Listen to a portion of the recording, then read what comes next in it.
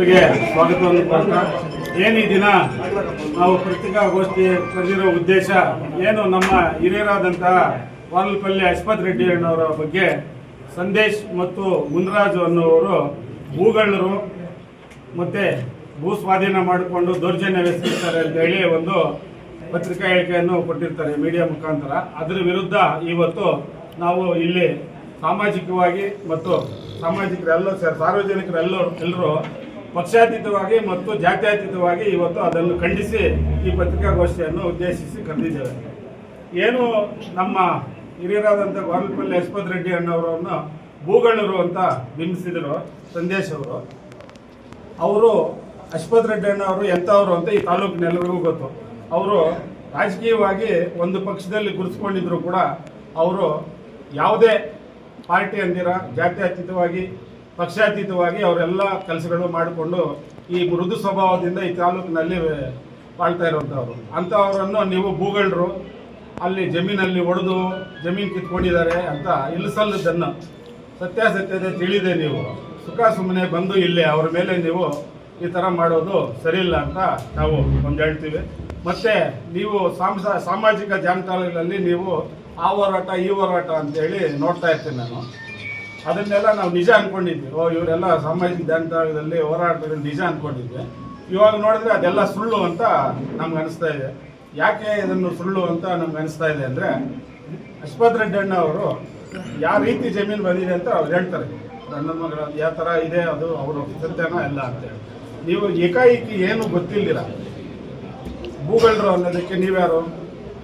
ಇವೇನು ಜಡ್ಜಾ? ಇಲ್ಲ, ಅದಕ್ಕೆ ಒಂದು ನ್ಯಾಯ ಇದೆ, ಹೋರಾಟ ಇದೆ, ನ್ಯಾಯಾಲಯ ಇದೆ, ಅಲ್ಲೇ ಕೊಡಿ ನೀವು, ಅಲ್ಲಿ ಹೋಗಿ ಮಾಡಿ. ನೀವೇ ಬೀದಿಗಳಲ್ಲಿ ಬಂದು ಈ ಥರ ಹೇಳೋದು ತಪ್ಪಾಗುತ್ತೆ.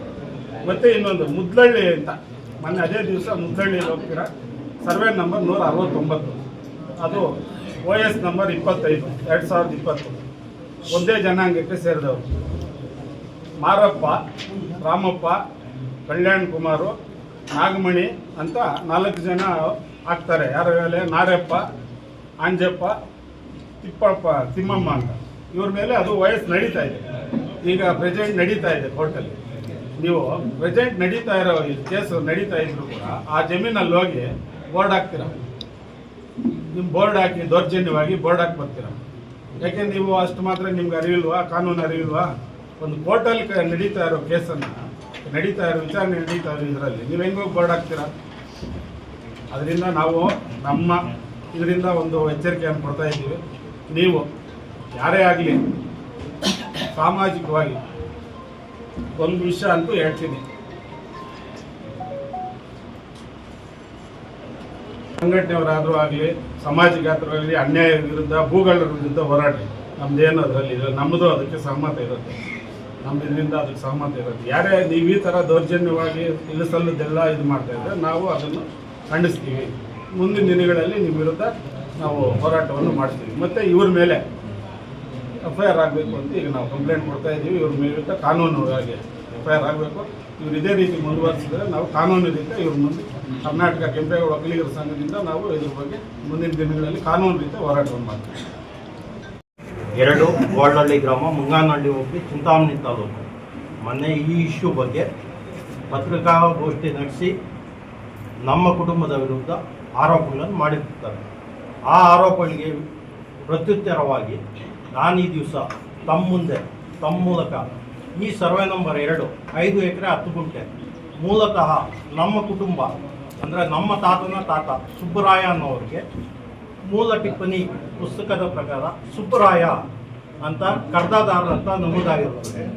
ಅದೇ ರೀತಿ 1878 ಇಸ್ವಿಯಲ್ಲಿ ಆದಂತಹ ದಾಖಲಾತಿ ಮೂಲ ಸರ್ವೆ ಪಕ್ಕಾ ಪುಸ್ತಕದಲ್ಲಿ ಕರ್ದಾದಾರ ಸುಬ್ಬರಾಯ ಅಂತ ಇರುತ್ತೆ. ಆ ಸುಬ್ಬರಾಯ ಅವರು ತೀರ್ಕೊಂಡ ತಕ್ಷಣ ಇಂಡೆಕ್ಸ್ ಆಫ್ ಲ್ಯಾಂಡ್ಸು ಮತ್ತು ರೆಕಾರ್ಡ್ ಆಫ್ ರೈಟ್ಸಲ್ಲಿ ಇಂಡೆಕ್ಸ್ ಆಫ್ ಲ್ಯಾಂಡ್ಸಲ್ಲಿ ವೆಂಕಟರೆಡ್ಡಿ ಬಿನ್ ಸುಬ್ಬರಾಯ RR ನಂಬರ್ 10 ಮತ್ತು ದತ್ತು ಮಗ ವೆಂಕಟರೆಡ್ಡಿ ತೀರ್ಕೊಂಡ ಮೇಲೆ ವೆಂಕಟರಾಮನ ಹೆಸರಿಗಾಗುತ್ತೆ. RR ನಂಬರ್ 10ರಲ್ಲಿ ಕ್ಲಿಯರಾಗಿ ಬರೆದಿದ್ದಾರೆ, ವೆಂಕಟರೆಡ್ಡಿ ಬಿನ್ ಸುಬ್ಬರಾಯ ಖಾತೆದಾರ ಅಂದರೆ ಸುಬ್ಬರಾಯ ಅನುಭವದಾರನ ಸುಮಾರು 50 ವರ್ಷಗಳ ಅನುಭವ, ಕುಟುಂಬದ ಯಜಮಾನ, survey number 2. Entire survey number 2 ನಮ್ಮ ಕುಟುಂಬಕ್ಕೆ ಸಂಬಂಧಪಟ್ಟಿರೋದು. ಅದಾದ ನಂತರ ವೆಂಕಟರೆಡ್ಡಿ ಅವರು 1943ರಲ್ಲಿ ತೀರ್ಕೊಂತಾರೆ. RR ನಂಬರ್ 117ರಲ್ಲಿ ವೆಂಕಟರಾಮಣ್ಣನಿಗೆ ಪಟೇಲ್ ವೆಂಕಟರೆಡ್ಡಿ ಪೌತಿ ಸೊಬೊಬು ಸರ್ವೆ ನಂಬರ್ 1/9 2 4 5 40 44 51 1943ರಿಂದ 2003ವರೆಗೂ ನಮ್ಮ ತಾತ ವೆಂಕಟರಾಮಣ್ಣನೇ ಮಾಲೀಕರು. ಅದಕ್ಕೆ 1950-51ರಲ್ಲಿ ರಸೀದಿ ಪಟ್ಟ ಬುಕ್ಕ ಸರ್ಕಾರದವ್ರು ಕೊಡ್ತಾರೆ, ವೆಂಕಟರಾಮಣ್ಣ ಬಿನ್ ವೆಂಕಟರೆಡ್ಡಿ ಅಂತ. ಅದರಲ್ಲಿ ನಾನು ಮೇಲೆ ಹೇಳಿದ ಎಲ್ಲ ಸರ್ವೆ ನಂಬರ್ಗಳು ನಮೂದಾಗಿರುತ್ತದೆ. ಸರ್ವೆ ನಂಬರ್ 4 1/9 2 5 40 44 51 3/3 65 ಇಷ್ಟು ಸರ್ವೆ ನಂಬರು ವೆಂಕಟರಾಮಣ್ಣನಿಗೆ ಸೇರಿರುತ್ತೆ. ಅದಾದ ನಂತರ ನಮ್ಮ ಊರಲ್ಲಿ ನಮ್ಮ ಮನೆ ಸರ್ವೆ ನಂಬರ್ 2ರಲ್ಲಿ ನಮ್ಮ ತಾತನ ಕಾಲದಿಂದ ಸುಬ್ರಾಯ ಕಾಲದಿಂದ ನಾವು ಮನೆ ಕಟ್ಕೊಂಡಿರ್ತೀವಿ ನಮ್ಮ ಜಮೀನಲ್ಲಿ. ನಮ್ಮ ತಾತ ಏನು ಮಾಡ್ತಾರೆ, ನಮ್ಮ ತಾತನ ತಮ್ಮ GV ಸುಬ್ಬಾರೆಡ್ಡಿ ಅನ್ನೋರು ನಮ್ಮೂರಲ್ಲಿ ನಮ್ಮನ್ನು ನಂಬ್ಕೊಂಡು ಬಂದ 8 ಕುಟುಂಬಕ್ಕೆ 1953 ಅಂದರೆ ದಿನಾಂಕ 28/1/53ರಲ್ಲಿ ಗೋಳಹಳ್ಳಿ ಗ್ರಾಮದ ವೆಂಕಟಪ್ಪನ ಮಗ ನಾರಾಯಣಪ್ಪ ಅಂದರೆ ಇವ್ರ ತಂದೆಗೆ ಅವ್ರು ನಮ್ಮ ನೆಂಟರು ಅವ್ರ ಕದ್ರೆಪಲ್ಲಿಯಿಂದ ನಮ್ಮೂರಿಗೆ ಬಂದಾಗ ಅವ್ರು ಕೊಡೋದು. ಮುನಿಯಪ್ಪನ ಮಗ GV ಸುಬ್ಬಾರೆಡ್ಡಿ ಏನಂತ ಕೊಡ್ತಾರೆ, ಮನೆ ಕಟ್ಟಿಕೊಳ್ಳಲು. ಇದರಲ್ಲಿ ಶೆಡ್ಯೂಲಲ್ಲಿ ಬರೀತಾರೆ, ಇದೇ ಗೋಳಹಳ್ಳಿ ಗ್ರಾಮಕ್ಕೆ ಸೇರಿದ ಸರ್ವೆ ನಂಬರ್ 2 ನಮ್ಮ ಅಣ್ಣ ವೆಂಕಟರಾಮಣ್ಣ ಖಾತೆ ಜಮೀನಿನಲ್ಲಿ ಪೂರ್ವ ಪಶ್ಚಿಮ 11 ಗಜ, ಉತ್ತರ ದಕ್ಷಿಣ 12 ಗಜ. ಅದೇ ರೀತಿ ಅದೇ ದಿನ 8 ಜನಕ್ಕೆ ಮಾಡುವಾಗ ಅದರಲ್ಲಿ ಇನ್ನೊಬ್ಬರಿಗೆ ಈರನಬೋಯಿ ಮಗ ವೆಂಕಟರಾಯಪ್ಪನಿಗೆ ಅಂದರೆ ಇವ್ರ ತಾತನಿಗೆ ಮನೆ ಕಟ್ಕೊಳ್ಳಲು ಅದರಲ್ಲೂ ಸೇಮ್ ನಮ್ಮ ಅಣ್ಣನ ವೆಂಕಟರಾಮಣ್ಣನ ಖಾತೆ ಸರ್ವೆ ನಂಬರ್ 2ರಲ್ಲಿ ಪೂರ್ವ ಪಶ್ಚಿಮ 8 ಗಜ, ಉತ್ತರ ದಕ್ಷಿಣ 10 ಗಜ ಉಳ್ಳ ಜಮೀನು. ಸೇಮ್ ನೆಕ್ಸ್ಟ್ ಡಾಕ್ಯುಮೆಂಟು ವೆಂಕಟಬೋಯಿ ಮಗ ವೆಂಕಟಸ್ವಾಮಿಗೆ ಮನೆ ಕಟ್ಟಿಕೊಳ್ಳಲು GV ಸುಬ್ಬಾರೆಡ್ಡಿ ಸೇಮ್ ಡೇಟು. ಅದರಲ್ಲೂ ಸೇಮ್ ಗೋಳಹಳ್ಳಿ ಗ್ರಾಮಕ್ಕೆ ಸೇರಿದ ಸರ್ವೆ ನಂಬರ್ 2ರಲ್ಲಿ ವೆಂಕಟರಾಮಣ್ಣ ಖಾತೆ ಜಮೀನಿನಲ್ಲಿರುವ ಪೂರ್ವ ಪಶ್ಚಿಮ 8 ಗಜ, ಉತ್ತರ ದಕ್ಷಿಣ 5 ಗಜ. ಅದೇ ರೀತಿ ಮ್ಯಾಕಲ ವೆಂಕಟಪ್ಪನ ಮಗ ವೆಂಕಟರಾಯಪ್ಪನಿಗೆ ಮನೆ ಕಟ್ಟಿಕೊಳ್ಳಲು ಸೇಮ್ ಡೇಟು. ಇದರಲ್ಲೂ ವೆಂಕಟರಾಮಣ್ಣನ ಜಮೀನು ನಮ್ಮ ಅಣ್ಣ ವೆಂಕಟರಾಮಣ್ಣನ ಹೆಸರಿನಲ್ಲಿರುತ್ತದೆ. ಅವ್ರಿಗೂ ಕೊಡುವುದು 10ಗೆ 12 ಗಜ. ಮುಂದುವರೆದು ದೊಡ್ಡ ವೆಂಕಟಬೋಯಿ ವೆಂಕಟರಾಯಪ್ಪ ಇವರು ಬಂದಿದ್ದಾರೆ, ಅವ್ರಿಗೂ ಅಷ್ಟೇ 12ಗೆ 12 ಗಜ ಕೊಡ್ತಾರೆ. ಮತ್ತೆ ವೆಂಕಟಬೋಯಿ ಮಗ ಗುರುವನ್ಬೋಯಿ ಅವ್ರಿಗೂ ಮನೆ ಕಟ್ಟಿಕೊಳ್ಳಲು ಸೇಮ್ ಸರ್ವೆ ನಂಬರಲ್ಲಿ ನಮ್ಮ ಅಣ್ಣನ ವೆಂಕಟರಾಮಣ್ಣ ಖಾತೆ ಜಮೀನಿನಲ್ಲಿ ಅವ್ರು ಕೊಡೋದು 4 ಗಜಕ್ಕೆ 9 ಗಜ. ಅದೇ ರೀತಿ ಅದೇ ದಿನ ಯಾಮಣ್ಣನ ಮಗ ಚೌಡಪ್ಪ ಅಂದರೆ ಇವ್ರಿಗೆ ಮನೆ ಕಟ್ಟಿಕೊಳ್ಳಲು 11ಗೆ 13 ಗಜ. ಅದೇ ರೀತಿ ಪಾಪಣ್ಣ ಮತ್ತು ಪಾಪಣ್ಣ ಬಿನ್ ವೆಂಕಟಪ್ಪ ಇವ್ರಿಗೆ 8ಗೆ 12 ಗಜ ಕೊಡ್ತಾರೆ. ಅವ್ರ ವಂಶನ ಇಲ್ದಿರೋ ಹೋಯ್ತು. ಗುರುವಿನ ಬೋಯಿನೂ ವಂಶ ಇಲ್ದಿರೋ ಹೋಯ್ತು, ವೆಂಕಟಸ್ವಾಮಿನೂ ಇಲ್ದಿರೋ ಹೋಯ್ತು, ಪಾಪಣ್ಣನೂ ಇಲ್ದಿರೋ ಹೋಯ್ತು. ಇವರು ಯಾವಗಾಳಪಲ್ಲಿಯಲ್ಲಿ ಮನೆ ಕಟ್ಕೊಂಡಿದ್ದಾರೆ. ಇದರಲ್ಲಿ ಅವ್ರು ಹೇಳೋದು ಸರ್ವೆ ನಂಬರ್ 2ರ ಪಾಣಿಯಲ್ಲಿ ವೆಂಕಟರಾಮಣ್ಣ ಇಲ್ಲಿದ್ದವರು ಹೆಂಗ್ ಬಂದ್ರು ಅಂತ ಪಟ್ಟ ಬುಕ್ಕು ನಮ್ಗೆ ಕೊಟ್ಟಿರೋದು 1952 ಅಲ್ಲದೆ, ಪಾಣಿ ಬರೋದು 1965 ಅಲ್ಲದೆ. ನಮಗಿರೋದು ದಾಖಲಾತಿ 1878ರಿಂದ 2025 ಇಲ್ಲಿವರೆಗೂ ಇದೆ, 26ವರೆಗೂ ಇದೆ. ವೆಂಕಟರಾಮಣ್ಣ 5 ಎಕರೆ 5 ಗುಂಟೆಗೆ ಓನರ್, ಪಟ್ಟಾದಾರ ಅಂತ ಬರೆದಿರ್ತಾರೆ. ಅದಾದ ನಂತರ ಇವ್ರ ಹೆಸರು ಬರೀತಾರೆ. ಇವ್ರ ಹೆಸರು ಹೆಂಗ್ ಬರೀತಾರೆ ಅಂದ್ರೆ ಈ ಸೇಲ್ಡಿಟ್ ಬೇಸಿಸ್ ಮೇಲೆ RR 149ರಿಂದ 156 149ರಿಂದ 156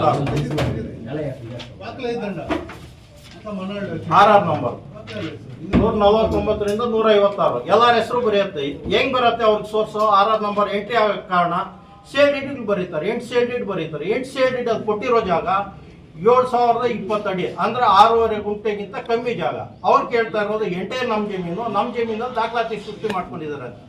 ಅವ್ರಿಗೆ ಸ್ಟಾಂಪ್ ಡ್ಯೂಟಿನೂ ನಾವೇ ಕಟ್ಟಿರೋದು. ನಾವು ಅವತ್ತು ಅವ್ರ ಹತ್ರ ದುಡ್ಡು ತಗೊಳಂಗಿದ್ರೆ ನಾವು ಸ್ಟಾಂಪ್ ಡ್ಯೂಟಿ ನಾವು ಕಟ್ಟಂಗಿಲ್ಲ, ಪರ್ಚೇಸರೇ ಕಟ್ಟಬೇಕಾಗಿತ್ತು. ಪರ್ಚೇಸರ್ಗೆ ಯೋಗ್ಯತೆ ಇಲ್ಲದೆ ಇದ್ದಕ್ಕೆ ಮನೆಗಳು ಕಟ್ಕೊಳ್ಳೋಕೆ ನಾವು ಕೊಟ್ಟಿರೋದು. ಫ್ರೀಯಾಗಿ ಕೊಟ್ಟಿರೋದು. ಫ್ರೀಯಾಗಿ ಸೇಲೆ ತಗೊಳ್ಳಿ, ಅವ್ರಿಗೆ ಎಷ್ಟಿದೆಯೋ ಸರ್, ಎಷ್ಟು ಗಜಗಳು ಬರ್ಕೊಟ್ಟಿದೀವೋ ಅದ್ರಲ್ಲಿ ನಮ್ಗೆ ಒಂದು ಇಂಚು ಜಾಗ ಬೇಡ. ನಮ್ಮ ತಾತ ದತ್ಮಗ ವೆಂಕಟರೆಡ್ಡಿ ದತ್ಮಗ, ನಮ್ಮ ತಾತನ ಬಯಾಲಜಿಕಲ್ ಬ್ರದರ್ ಅಂದ್ರೆ ರಕ್ತ ಸಂಬಂಧದ ತಮ್ಮ ಜಿ ವಿ ಸುಬ್ಬಾರೆಡ್ಡಿ ಬಿನ್ ಮುನಿಯಪ್ಪ ಅವರು. ನಾನು ಕಾನೂನು ರೀತಿ ಮಾತಾಡಲ್ಲ. ವೆಂಕಟರೆಡ್ಡಿಯಿಂದ ನಮ್ಮ ತಾತನಿಗೆ ಬಂದಾಗ ಸುಬ್ಬಾರೆಡ್ಡಿಗೆ ಏನೂ ಹಕ್ಕಿಲ್ಲ, ಸುಬ್ಬಾರೆಡ್ಡಿ ಬಿನ್ ಮುನಿಯಪ್ಪನಿಗೆ ಹಕ್ಕಿಲ್ಲ. ಆದರೂ ಕೂಡ ನಾವು ಅದನ್ನು ಕಾನೂನಲ್ಲಿ ನಾವು ಇವಾಗ ಮಾತಾಡಲ್ಲ. ಯಾಕಂದ್ರೆ ನಾವು ಅವ್ರಿಗೆ ಊರಲ್ಲಿ ನಮ್ಮ ತಾತ ಎಲ್ಲರೂ ಚೆನ್ನಾಗಿರ್ಬೇಕು ಅಂತ ಮನೆಗಳು ಕಟ್ಕೊಳ್ಳೋಕೆ ಜಾಗ ಕೊಟ್ಟಿದ್ರು. ನಾವು ಅದನ್ನು ಕಾನೂನು ರೀತಿ ಮಾತಾಡಲ್ಲ. ನಾವು ಮಾನವತ್ವದಿಂದ ನಾವು ಸುಮ್ಮನೆ ಇರ್ತೀವಿ. ಅವರು ದಯವಿಟ್ಟು ನಮ್ಮ ಮೇಲೆ ಯಾವುದು ಹೆಚ್ಚೋದು ಬೇಡ. ಈಗ 156 ಹಿಂಗ್ ಬರ್ದಾಗ ಕೊನೆಗೆ ಬರ್ತಾ ಏನಾಯ್ತು ಅಂದ್ರೆ ಹಿಂಗ್ ಒಂದು ವೆಂಕಟರಾಮನ ಮುಂದೆನೆ ಎಲ್ಲ ಹಾಕ್ಬಿಟ್ರು. 117, 149 ಅಂತ. ಈ RR ನಂಬರು ಏನು ಅನ್ನೋದು ಅವ್ರ ದಾಖಲಾತಿ ತಗೊಂಡ್ರೆ ಕಂದಾಯ ದಾಖಲಾತಿಗಳಲ್ಲೇ ಇದೆ. RR ನಂಬರ್ 149 ಅಂದ್ರೆ ಏನು, 149ರಲ್ಲಿ ಸೇಲ್ಡಿಡ್ ಆಗಿದೆ. ಎಷ್ಟು ಗಜ ಅಂತ ದಾಖಲಾತಿ ಇದೆ. ಜಂಟಿ ಪೌತಿ ಆಗಿರೋದ್ರಿಂದ ನಾವು ಪೌತಿ ಖಾತೆ ಮಾಡಿಸ್ಕೊಂಡಿದ್ವಿ. ನಾವು ಬೇರೆಯವ್ರದ್ದು ಯಾರ್ದು ಮಾಡಿಸ್ಕೊಂಡಿಲ್ಲ. ನಮ್ಮ ತಾತ ವೆಂಕಟರಾಮಣ್ಣ ಪೌತಿ ಆದ್ಮೇಲೆ ವೆಂಕಟರಾಮಣ್ಣನ ಮಗ ಚಿಕ್ಕಯ್ಯರೆಡ್ಡಿ ಮತ್ತು ವೆಂಕಟರೆಡ್ಡಿ ಅಷ್ಟೇ, ಇವ್ರದ್ದು ಡಿಸ್ಟರ್ಬೇ ಮಾಡಿಲ್ಲ. ಅವ್ರದ್ದು ಹಂಗೆ ಆಸ್ ಇಟ್ ಈಸ್ ಇದೆ. ನಮ್ಮ ತಾತಂದು ಮಾತ್ರ ನಾವು ಬರ್ಸ್ಕೊಂಡಿದ್ದೀವಿ. ಇನ್ನು ನಾವು ಅವ್ರಿಗೆಲ್ಲ ವಾರಸರಲ್ಲ, ನಾವು ವೆಂಕಟರಾಮಣ್ಣ ವಾರಸರಾಗಿರೋದ್ರಿಂದ ವೆಂಕಟರಾಮಣ್ಣ ಮಕ್ಕಳಾಗಿ ನಾವು ಮಾಡಿಸ್ಕೊಂಡಿದ್ದೀವಿ. ಮಾತನಾಡಲು ಇಚ್ಛಿಸ್ಬಿಡ್ತೇವೆ. ನಮ್ಮ ತಾತ ಈರನ್ ಬೋಯಿ, ಮುತ್ತಾತ ಈರನ್ ಬೋಯಿ, ಅವ್ರ ಮಗ ವೆಂಕಟರಾಯಪ್ಪ. ವೆಂಕಟರಾಯಪ್ಪನವರಿಗೆ 8 ಜನ ಮಕ್ಕಳು.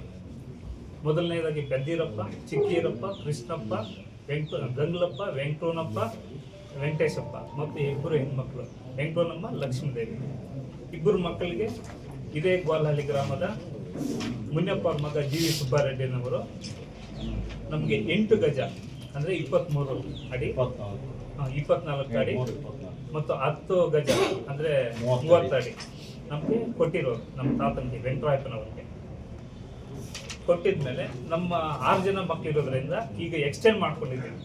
50ಗೆ 80 ಅಡಿ ನಾವು ಈಗ ಪೊಸಿಷನಲ್ಲಿ ಇದ್ದೀವಿ. ಮನೇನು ಕಟ್ಕೊಂಡಿದ್ದೀವಿ.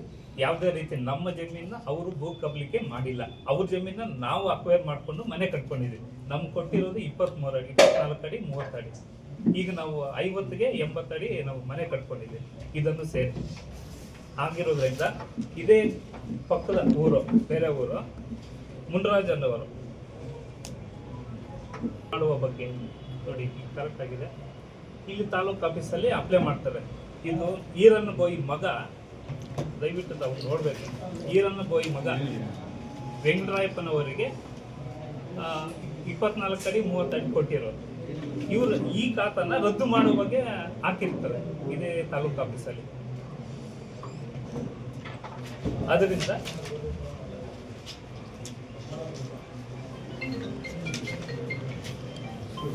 ಈ ಗ್ವಾಲ್ಹಳ್ಳಿ ಗ್ರಾಮದ ಸರ್ವೆ ನಂಬರ್ 2ರಲ್ಲಿ 5 ಎಕರೆ 5 ಗುಂಟೆ ಜಮೀನು ನಮ್ದಲ್ಲ. ಜಿ ವಿ ಸುಬ್ಬಾರೆಡ್ಡಿ ಅವರು ನಾವು ವಲಸೆ ಬಂದಿದ್ರೆ ಊರಿಗೆ ನಮ್ಮ ತಾತನ ಕೊಟ್ಟಿರೋದು.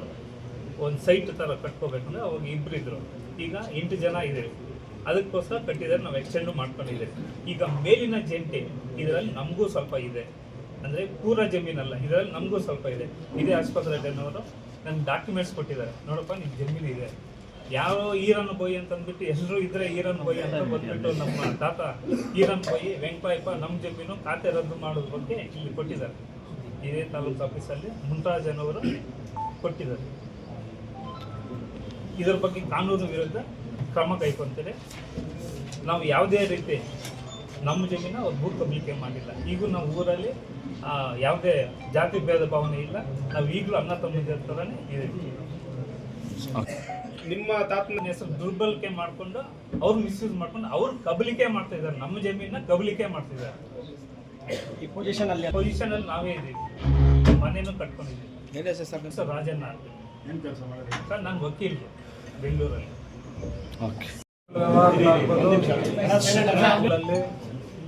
ಜಮೀನು ರೇಟ್ ಬಂದಾಗ ಇದು ಎಲ್ಲ ತಾಲೂಕಲ್ಲಿ ಎಲ್ಲ ಹಳ್ಳಿಗಳಲ್ಲಿ ಈ ಜಮೀನು ರೇಟ್ ಜಾಸ್ತಿ ಬಂದಾಗ ಇಂಥ ಗಲಾಟೆಗಳು ಸರ್ವೇ ಸಾಮಾನ್ಯ. ಆದರೆ ಯಾರಾದರೂ ಆಗಲಿ, ಸಂಘಗಳಾಗ್ಬೋದು ಅಥವಾ ಇನ್ನೊಬ್ರು ಆಗ್ಬೋದು, ಅದು ತಿಳ್ಕೊಂಡು ಮಾತಾಡಬೇಕು. ಗೌರವಾನ್ವಿತ ಕುಟುಂಬವನ್ನು ಅಶ್ವಥ್ ರೆಡ್ಡಿ ಅವರಾಗ್ಬೋದು, ಅವರನ್ನು IAS ಆಫೀಸರ್ ನಾರಾಯಣಸ್ವಾಮಿ ಅವರು ಆಗ್ಬೋದು, ಅವರನ್ನು ಮಾತಾಡುವಾಗ ಅವ್ರು ತಪ್ಪಿದ್ರೆ ಮಾತಾಡ್ಬೇಕು. ಇಲ್ಲಾಂದ್ರೆ ಸುಮ್ಮನೆ ಎಲ್ಲಿಂದಲೋ ಬಂದು ಮಾತಾಡೋದು ಸರಿ ಕಾಣಲ್ಲ. ಏನಾದ್ರೂ ಆಗಲಿಲ್ಲ, ಹಳ್ಳಿಗಳಲ್ಲಿ ಅಣ್ಣ ತಮ್ಮಂದಿರಾಗಿದ್ದಾರೆ. ಅಂತ ಅಣ್ಣ ತಮ್ಮಂದಿರು ಅಂತಿದ್ದಾಗ ಸುಮ್ಮನೆ ಆ ಕುಲ ಈ ಕುಲ ಆ ಜಾತಿ ಈ ಜಾತಿ ಅಂತ ಎತ್ಕೊಟ್ಕೊಂಡು ಹೋಗೋದು ಸರಿ ಕಾಣಲ್ಲ. ಅದೆಲ್ಲ ಆದರೆ ಮುಂದಿನ ದಿನಗಳಲ್ಲಿ ಈ ಸಮಾಜನೇ ಇರಲ್ಲ, ಸಮಾಜನೇ ಬೆಂಕಿ ಬಿದ್ದು ಹಾಳಾಗೋದು. ಇಂಥವು ನಡಿಬಾರ್ದು.